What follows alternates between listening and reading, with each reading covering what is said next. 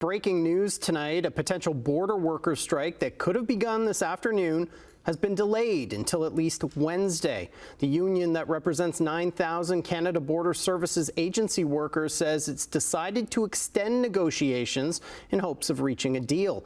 Sean Cowan is live at the U.S. border in Niagara with the latest on this. Good evening, Sean. Good evening, Matt. Well, things really could have looked a lot differently here in Niagara Falls this afternoon. Just behind me here is the Rainbow Bridge, and it really could have looked a lot different for people coming back into Canada because the strike deadline was set for 4 o'clock this afternoon, but it looks like talks will continue and therefore avoiding any job action, at least for now. The Public Service Alliance of Canada, the union, initially said border workers were set to strike today if they hadn't reached a deal, but have decided to extend negotiations until Wednesday. The union says similar strike action 3 years ago nearly brought commercial border traffic to a standstill and caused major delays across the country. But the government says 90% of frontline border officers are actually designated as essential workers, which means they can't stop working during a strike. But union members could work to rule, a tactic where employees do their jobs exactly as outlined in their contracts. And that would create delays at border crossings all across the country.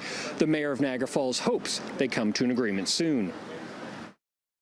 And the border just divides families because, you know, here in Niagara Falls, we see Niagara Falls, USA and Niagara Falls, Canada as one big city divided by a border. So there are people that have family members on both sides of the border, people that live on one side of the border, work on the other side. It's quite common. For us, it's like going across town to cross the border. We don't see it as a big international border. We see it as another part of town. So it's very disruptive when you need to do some shopping, visit family and friends. You've got business that you're doing there. You're going to the airport. Anything that adds delay or adds the discussion of delay, it's bad for business.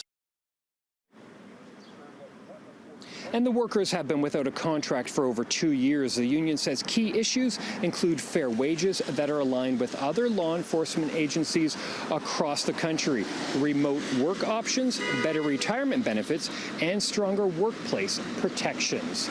So it looks like our talks will continue for the next few days, and we'll find out more on what's happening on Wednesday. That is now the new deadline. From Niagara Falls, Matt, I'll send it back inside to you.